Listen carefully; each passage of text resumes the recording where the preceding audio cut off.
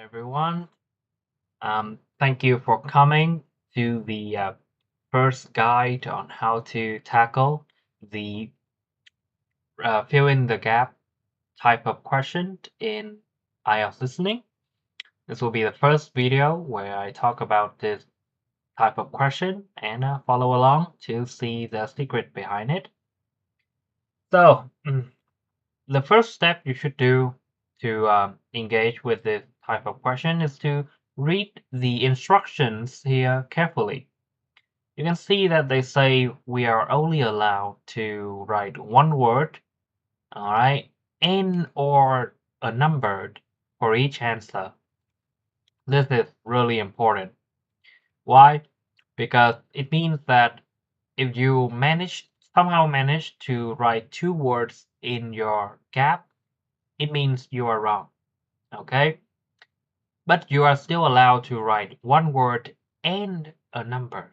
Alright, so let's say I say here is 10 Newton house. That's fine. Okay, I can write that. I can write 10 Newton house. That is completely fine. But I cannot write 10 Newton alley house. Okay, that will be incorrect because that exceeds the word limit required. All right, so what you need to do now, after you know your word limit, is to look at these highlighted keywords over here. They will be the anchor, okay, or the important point you have to pay attention to because it will guide the flow of information. When you hear about they talking somewhere about the location or the address, you know that the information is coming for number one. But at the second you say something about the requirement, okay, something about the requirement, you know that information for number one is over, and you must switch to number two, or else you will miss it. Okay, you should not spend any more time figuring out the answer in number one. You should go straight to number two. You can go back later. Alright, same goes for transportation. When they say something about a car or the way you get to work, you need to switch to number three. Okay, so these are really important. And the last thing you need to remember is a skill in listening. And it's extremely difficult. It's not easy to do, and not a lot of people can do it. But if you manage to practice enough, it will be useful. And that is what I called predicting the answer. Okay? So for example, number one here, they say the location, something house. So from my experience of doing a lot of question of this type, I can have a sense that they will talk about maybe a name of the house or maybe a name with a number. Alright, so I'm expecting something like that. So when the audio plays, I'm more prepared for it. Same goes for number two. They say they want something actor and singer. Alright, no experience required. So lots of things can be predicted over here. It could be something about gender. Maybe they want a male actor and singer, or maybe they want a female actor and singer. I don't know, but it could happen. So you may want to pay attention to the gender. Or they gonna talk something about their skill level. Right? They say no experience required. So maybe I'm thinking about something like an amateur, and maybe a new how do we say, an entry level, something like that. Okay, something similar. Okay, so that's what I will pay attention to. Or maybe over here, let's say the membership fee including something. Okay, so when they say this, I mean, I immediately gonna think of some kind of benefits. Okay, they will talk about something about benefit, maybe for including, I don't know, let's say 40 pounds for employed members, alright, 60 pounds for employed members. Maybe they will say including some kind of benefit or some kind of people. Alright, so that is what I called predicting the answer.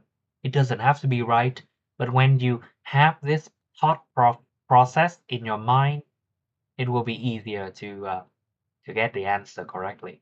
Okay, so let's hear the audio now, and I will go through it step by step, one question at a time, all the way to question number 5 to see how this go. All right, let's go.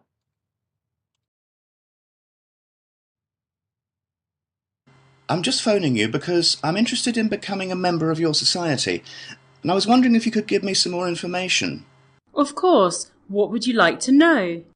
Well, first of all, I'd like to know where you hold the club meetings, as I'm not very mobile anymore, and I'm looking for somewhere that's within walking distance of my house.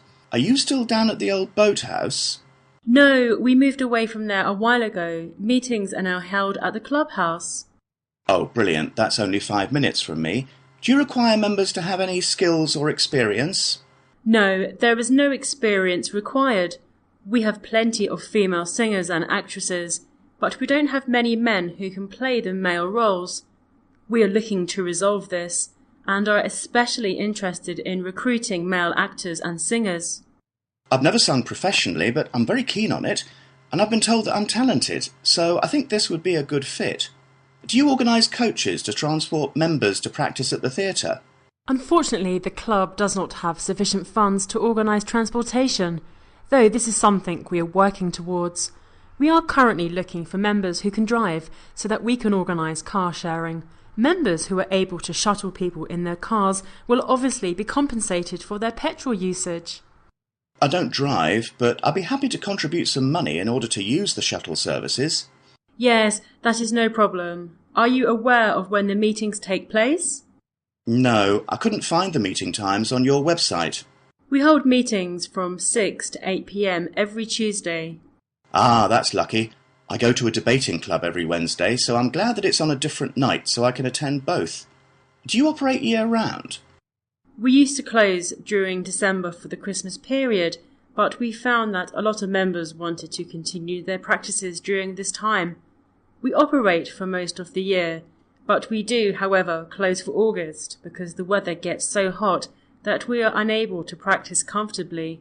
This may change when we have enough funds to operate the air conditioning. Let's check the answer. Okay, good. Got everything right. Right, so as you can see, my prediction method is quite useful. The first one, when I predict that before the house here will be a name, and it was correctly clubhouse, all right? Because it's the name, you will have to capitalize the first letter, or else I'm quite sure you will be marked as an incorrect answer if you don't capitalize the letter C. And especially in question number 2, where the right answer is the male actors and singers, right? From my prediction, I told you guys that it could be pay attention to the gender, and it was actually talking about gender, where the